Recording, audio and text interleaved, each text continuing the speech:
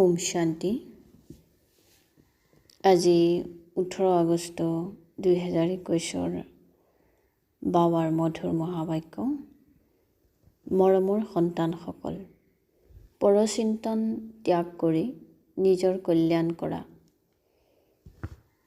তোমালোক সোণৰ দৰে হৈ আনকো পথ দেখুওৱা। প্ৰশ্ন: যিসকলে সদায় অশৰীৰী হোৱাৰ অভ্যাস কৰি থাকে তেওঁলোকৰ মুখ্য লক্ষণসমূহ শুনোৱা।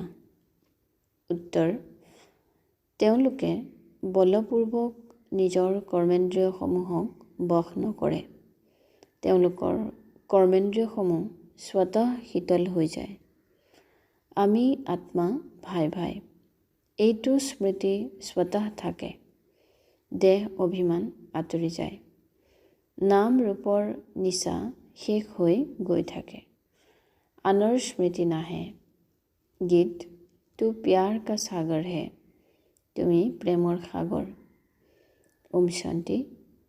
এওঁ কেৱল মৰমৰ সাগৰ নহয়, জ্ঞানৰো সাগৰ। জ্ঞান আৰু অজ্ঞান, জ্ঞানক দিন আৰু অজ্ঞানক ৰাতি বুলি কোৱা হয়। জ্ঞান শব্দটিয়ে ভাল, অজ্ঞান শব্দটি বেয়া।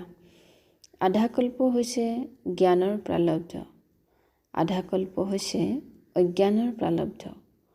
অজ্ঞানৰ প্ৰালব্ধ হৈছে দুখ, জ্ঞানৰ প্ৰালব্ধ হৈছে সুখ। এয়াতো অতি সহজ বুজিবলগীয়া কথা। দিন হৈছে জ্ঞানৰ, ৰাতি হৈছে অজ্ঞান। এইটো কোনেও গম নাপায়। জ্ঞান কাক কোৱা হয়, অজ্ঞান কাক কোৱা হয়, এয়া বেহদৰ অৰ্থাৎ অসীমৰ কথা। তোমালোকে সকলোকে বুজোৱা জ্ঞান কি, ভক্তি কি। জ্ঞানেৰে তোমালোক পূজ্য হৈ আছা। যেতিয়া পূজ্য হৈ যোৱা তেতিয়া পূজাৰ সামগ্ৰীকো জানা, যিবোৰ মন্দিৰ আদিত আছে। তোমালোকে জানা যে এয়া সকলো হৈছে স্মাৰক। তেওঁলোকৰ জীৱন কাহিনী কি সেয়া তোমালোকে জানা। যিসকল পূজা কৰিবলৈ যায় তেওঁলোকে নিজেই নাজানে। পূজাক ভক্তি বুলি কোৱা হয়। ভগৱানে ভক্তসকলক সাক্ষাৎ কৰিব লাগে ভক্তিৰ ফল দিবৰ বাবে। সেয়াও ভগৱানেই আহি পূজাৰীৰ পৰা পূজ্য কৰি তোলে। সত্যযুগত পূজ্য, কলিযুগত পূজাৰী হয়। তোমালোক সন্তানসকলে জানা আজি কি, কালিলৈ কি হ'ব। বিনাশটো নিশ্চয় হ'ব, যিকোনো সময়তে হ'ব পাৰে। প্ৰস্তুতি চলি আছে। গায়নো আছে যে অনেক প্ৰাকৃতিক দুৰ্যোগ হয়। এনেকৈতো লিখি দিব লাগে গৃহযুদ্ধ আৰু প্ৰাকৃতিক দুৰ্যোগসমূহ, সেইবোৰক কোনো ঈশ্বৰীয় দুৰ্যোগ বুলি কোৱা নহ'ব। এয়াতো নাটকত নিৰ্ধাৰিত হৈ আছে, য'ত প্ৰাকৃতিক দুৰ্যোগ সকলো হ'বলগীয়া আছে। বিনাশতো সহায় কৰিব। ধাৰাবৃষ্টি হ'ব, ভোকত মৰিব, ভূমিকম্প আদি সকলো হ'বলগীয়া আছে। এইবোৰৰ দ্বাৰাই বিনাশ হ'ব। সন্তানসকলে জানে এয়াতো নিশ্চয় হ'বলগীয়া আছে। নহ'লেনো সত্যযুগত ইমান কম মনুষ্য কেনেকৈ হ'ব। নিশ্চয় একেলগে বিনাশ হ'ব। সন্তানসকলে ভালদৰে জানে এই সকলো কাপোৰ ধোৱা হ'ব। এয়া বেহদৰ ডাঙৰ যন্ত্ৰ। গায়ন কৰা হয় মলিয়ন কাপোৰ ধুৱে। এই কাপোৰৰ কথা নহয়, এয়া হৈছে শৰীৰৰ কথা। আত্মাক যোগ বলেৰে ধুব লাগে। এই সময়ত 5 তত্ত্বও তমোপ্ৰধান, সেয়েহে শৰীৰো তেনেকুৱাই হয়। পতিত পাৱন পিতা আহি পাৱন কৰি তোলে, বাকী সকলো নাশ হৈ যায়। তোমালোকে জানা পাৱন কেনেকৈ হয়। বহুত সহজ মাৰ্গ দেখুৱাই দিয়ে। মনুষ্যটো একোৱেই বুজি নাপায়। য'তে য'তে ভক্তি যজ্ঞ আদি হয় তালৈ গৈ বুজাব লাগে যে যাক তোমালোকে ভক্তি কৰা তেওঁলোকৰ জীৱন বৃত্তান্ত বুজিলেহে তোমালোক দেৱতা হ'ব পাৰিবা। তেওঁলোকে জীৱন মুক্তি কেনেকৈ পালে সেয়া বুজি লোৱা, তেতিয়া তোমালোকেও জীৱন মুক্তি পাব পাৰা। মন্দিৰবোৰত বহি জীৱন কাহিনী বুজালে ভালদৰে বুজিব। তোমালোকেও এতিয়া পিতাৰ পৰা জীৱন কাহিনী শুনা। তোমালোক সন্তানসকলে কিমান বোধ শক্তি পাইছা।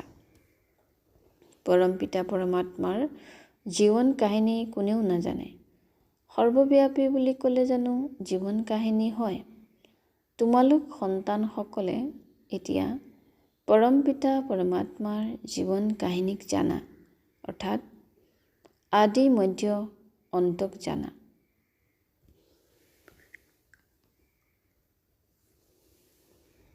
এই সময়ক আদি বুলি কোৱা হ'ব। যেতিয়া পিতা আহি পতিতসকলক পাৱন কৰি তোলে, আকৌ মধ্যত ভক্তিৰ ভূমিকা চলে। পিতাই কয়, এই সময়ত মই আহি স্থাপনাৰ কাৰ্য কৰাওঁ। কৰণ কৰাৱনহাৰ হওঁ। প্ৰেৰণাক কৰা বুলি কোৱা নহয়। বাবা আহি এওঁৰ কৰ্মেন্দ্ৰিয়ৰ দ্বাৰা কৰে। এই ক্ষেত্ৰত প্ৰেৰণাৰ কথা নাই। কৰণ কৰাৱনহাৰেতো নিশ্চয় সন্মুখত থাকি কৰাব। প্ৰেৰণাৰে একো হ'ব নোৱাৰে। আত্মা অবিহনে শৰীৰে একোৱেই কৰিব নোৱাৰে। বহুতে কয় ঈশ্বৰেই প্ৰেৰণাৰে সকলো কৰায়। বাবা আপুনি প্ৰেৰণা দিয়ক, মোৰ পতিৰ বুদ্ধি যেন ঠিক হৈ যায়। পিতাই কয় এই ক্ষেত্ৰতো প্ৰেৰণাৰ কথাই নাই। আকৌ শিৱ জয়ন্তী পালন কৰা হয়। প্ৰেৰণাৰে যদি কাম হয় তেন্তে আকৌ বাবা আহিছেই বা কিয়? এটাটো হৈছে ঈশ্বৰ কি বস্তু সেয়া নাজানে। কেৱল কৈ দিয়ে ঈশ্বৰৰ প্ৰেৰণাৰে সকলো হয়। নিৰাকাৰে প্ৰেৰণাৰে কেনেকৈ কৰিব? তেওঁতো কৰণ কৰাৱনহাৰ। আহি ৰাস্তা দেখুৱায়। কৰ্মেন্দ্ৰিয়ৰ দ্বাৰা মুৰলী শুনায়। যেতিয়ালৈকে কৰ্মেন্দ্ৰিয়ৰ আধাৰ নলয় তেতিয়ালৈকে মুৰলী কেনেকৈ শুনাব? জ্ঞানৰ সাগৰ হয়, তেন্তে শুনাবৰ কাৰণে মুখ লাগে নহয় জানো? এতিয়া তোমালোক সন্তানসকলে গোটেই সৃষ্টিৰ আদি মধ্য অন্তৰ বিষয়ে গম পাইছা। সম্পূৰ্ণ জ্ঞান পাইছা। বুজি পাই যে জ্ঞান অবিহনে গতি নাই। জ্ঞান কোনে দিব? অজ্ঞান মাৰ্গ আৰু জ্ঞান মাৰ্গৰ মাজৰ পাৰ্থক্যটো চোৱা। বিজ্ঞানেও কয় অজ্ঞান হৈছে অন্ধকাৰ। বাকী জ্ঞান আৰু বিজ্ঞানক আমি মুক্তি, জীৱন মুক্তি বুলিও ক'ব পাৰোঁ। তোমালোকে এতিয়া পাৱন হোৱাৰ জ্ঞান পাইছা। তোমালোক স্বদৰ্শন চক্ৰধাৰী হোৱা। কোনোবাই যদি শুনে তেন্তে আচম্বিত হৈ যাব। ক'ব আত্মাই জ্ঞান লয়, তেন্তে আত্মাই নিশ্চয় সংস্কাৰ লৈ যাব নহয় জানো? মনুষ্যৰ পৰা দেৱতা হোৱা, তেন্তে নিশ্চয় জ্ঞান থাকিব লাগে। কিন্তু পিতাই বুজায় এই পুৰুষাৰ্থ হৈছে প্ৰাৰব্ধৰ কাৰণে। প্ৰাৰব্ধ পোৱাৰ পাছত আকৌ জ্ঞানৰ কি দৰকাৰ? সত্যযুগ হৈয়েই তোমালোক সন্তানসকলৰ কাৰণে প্ৰাৰব্ধ। এই কথাবোৰ শুনিলেই আচৰিত হৈ যাব। এই জ্ঞান পৰম্পৰাগতভাৱে কিয় নচলে? পিতাই কয় এয়া প্ৰায়লোপ হৈ যায়। দিন হৈ যোৱাৰ পাছত আকৌ অজ্ঞানতাটো নাথাকে, যাৰ বাবে জ্ঞানৰ দৰকাৰ থাকিব। এয়াও বুজিব আৰু বুজাবলগীয়া কথা। তৎক্ষণাৎ কোনেও বুজিব নোৱাৰে। শিৱবাবা ভাৰততহে আহে ভক্তিৰ ফল দিবলৈ। সন্তানসকলৰ কাৰণে উপহাৰ লৈ আহে। ভক্তিৰ পাছত হৈছে সদ্গতি। এই বিনাশো নিশ্চয় হ'ব, তাৰ লক্ষণো সন্মুখত আছে। তোমালোকে শুনি থাকিবা। ফিৰিঙতিৰ পৰা 1-2 ঘণ্টাত গোটেই ঘৰ জ্বলি ভস্মীভূত হৈ যায়। এয়া কোনো নতুন কথা নহয়। বিনাশটো নিশ্চয় হ'ব।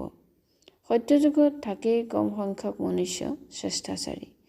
তেন্তে শ্ৰেষ্ঠাচাৰী হ'বলৈ কিমান পৰিশ্ৰম কৰিবলগীয়া হয়। মায়াই একদম নাকত ধৰি লয়। এনেকৈ বাগৰি পৰা সকলৰ বহুত আঘাত লাগে, সময় লাগি যায়। আটাইতকৈ ডাঙৰ আঘাত হৈছে কাম বিকাৰৰ।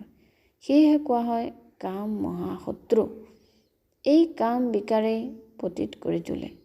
বিকাৰৰ কাৰণেই কাজিয়া হয়। বিকাৰৰ ক্ষেত্ৰত যদি ত্যাগ নকৰে তেন্তে নিশ্চয় ক'ব ইয়াতকৈ বাচন পৰিষ্কাৰ কৰা সেয়াও ভাল। ঝাৰু মাৰিব, মজিয়া চাফা কৰিব, কিন্তু পবিত্ৰ হৈ থাকিব।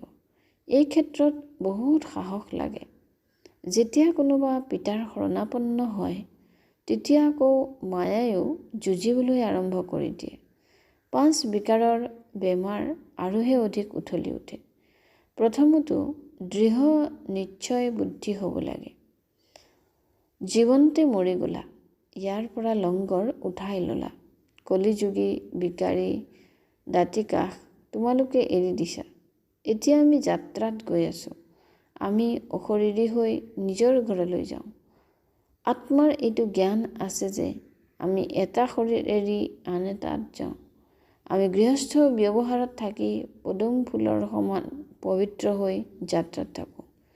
বুদ্ধিত স্মৃতি থাকিব লাগে যে এয়াতো কবৰস্থান হয়। আকৌ আমি সুখধামলৈ যাম।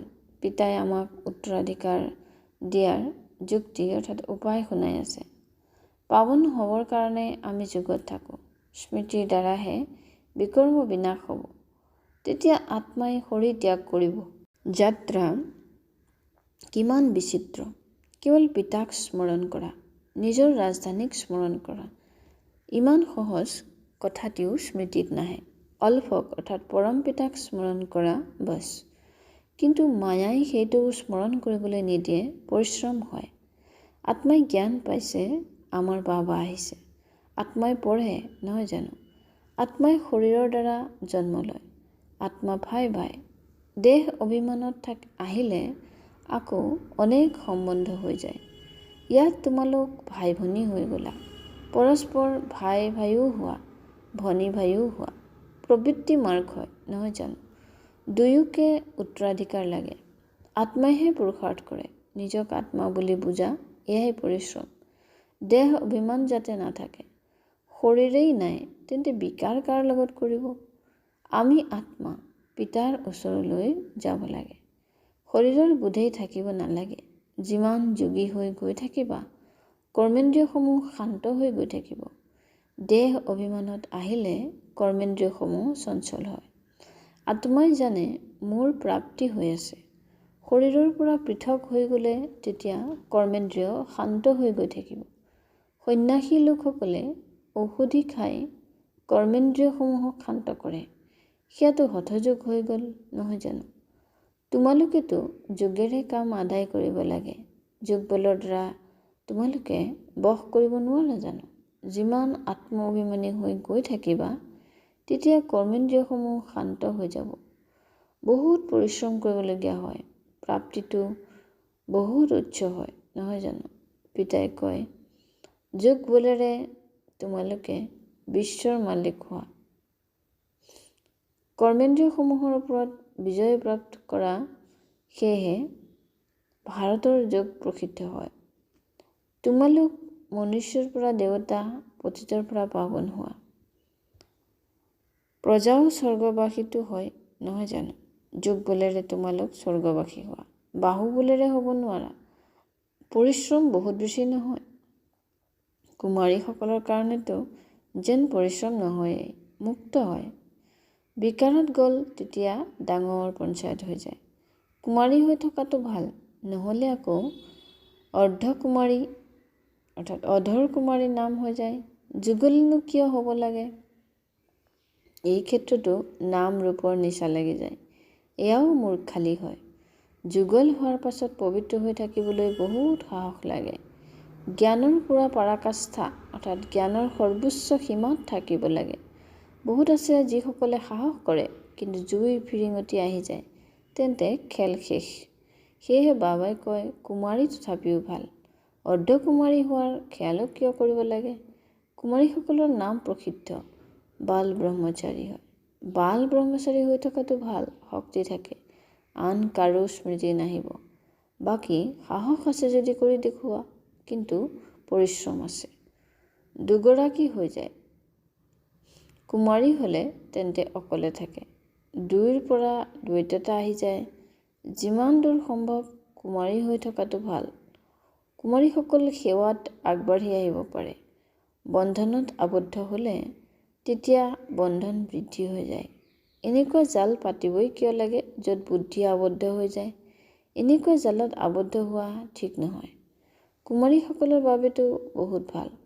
কুমাৰীসকলে বাবাৰ নামো মহিয়ান কৰিছে। কানহাইয়া অৰ্থাৎ কুমাৰীসকলৰ কৃষ্ণ বুলি গায়ন আছে। কুমাৰীয়া হৈ থকাটো বহুত ভাল। এওঁলোকৰ বাবে বহুত সহজ।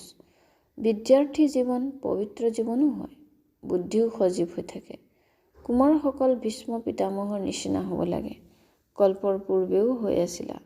সেইবাবেতো দিলৱাৰা মন্দিৰত স্মাৰক চিহ্ন বনোৱা আছে। এতিয়া পিতাই সন্তানসকলক আদেশ দিয়ে মোক স্মৰণ কৰা। অন্য সকলো কথা এৰি তোমালোকে নিজৰ কল্যাণ কৰা। পিতাক স্মৰণ কৰাতেই কল্যাণ আছে। ভুল ভ্ৰান্তি হয়, সন্তানসকল অৱনমিত হৈ যায়। তোমালোকে পৰচিন্তন এৰি নিজৰ কল্যাণ কৰা। অন্য চিন্তনত নাযাবাই। তোমালোক সোণৰ দৰে হৈ যোৱা আৰু আনকো মাৰ্গদৰ্শন কৰা। শতপ্ৰধান হোৱাৰ এটাই উপায় আছে। পাৱন নোহোৱাকৈ মুক্তিধামলৈ যাব নোৱাৰা। উপায় এটাই আৰু তেতিয়া অন্তিমৰ স্থিতি অনুসৰিয়ে গতি হৈ যাব। পৰচিন্তন পৰদৰ্শন এৰি দিয়া, নহ'লে নিজৰেই লোকচান কৰিবা। বাবাই কোনো অভিশাপ নিদিয়ে। শ্ৰীমতত নচলিলে নিজেই নিজক অভিশপ্ত কৰি দিবা। ভাল বাৰু। অতি মৰমৰ কল্পৰ পাছত পুনৰাই লগ পোৱা সন্তানসকলৰ প্ৰতি মাতা পিতা বাপ দাদাৰ স্নেহপূৰ্ণ স্মৰণ আৰু সুপ্ৰভাত। আত্মিক পিতাৰ আত্মিক সন্তানসকলক নমস্কাৰ। আত্মিক সন্তানসকলৰো আত্মিক পিতালৈ সুপ্ৰভাত আৰু নমস্কাৰ। ধাৰণাৰ বাবে মুখ্য সাৰ। 1 নম্বৰ, নিশ্চয় বুদ্ধিৰ হৈ জীৱনতে এই পুৰণি জগতৰ পৰা নিজৰ লংগৰ উঠাই দিব লাগে। বাবাৰ প্ৰতিটো আদেশ পালন কৰি নিজৰ কল্যাণ কৰিব লাগে। 2 নম্বৰ, অন্যৰ চিন্তন এৰি নিজৰ বুদ্ধিক স্বচ্ছ সোণৰ নিচিনা কৰি তুলিব লাগে। পৰচিন্তন পৰদৰ্শনত নিজৰ সময় নষ্ট কৰিব নালাগে। যোগবলৰ দ্বাৰা নিজৰ কৰ্মেন্দ্ৰিয়সমূহক শান্ত শীতল কৰি তুলিব লাগে। বৰদান, অতিথিবোধৰ বৃত্তিৰ দ্বাৰা প্ৰবৃত্তিক শ্ৰেষ্ঠ স্থিতি উচ্চ কৰি তোলোতা সদায় উপৰাম হোৱা। ভাৱাৰ্থ, যিয়ে নিজক অতিথি বুলি ভাবি চলে তেওঁলোক নিজৰ দেহৰূপী ঘৰৰ পৰা নিৰ্মোহী হৈ যায়। অতিথিৰ নিজৰ একো নাথাকে। কাৰ্যত সকলো বস্তু লগাব, কিন্তু নিজৰ ভাৱ নাথাকিব। তেওঁলোকে সকলো সাধন ব্যৱহাৰ কৰিও যিমান উপৰাম সিমান পিতাৰ মৰমৰ হৈ থাকে। দেহৰ সম্বন্ধ আৰু বৈভৱৰ পৰা সহজেই উপৰাম হৈ যায়। যিমান অতিথিবোধৰ বৃত্তি থাকে সিমানেই প্ৰবৃত্তি শ্ৰেষ্ঠ আৰু স্থিতি উচ্চ হৈ থাকে। শ্লোগান, নিজৰ স্বভাৱ নিৰ্মল কৰা, তেতিয়া প্ৰতিটো খোজত সফলতা সমাহিত হৈ আছে। ওম শান্তি।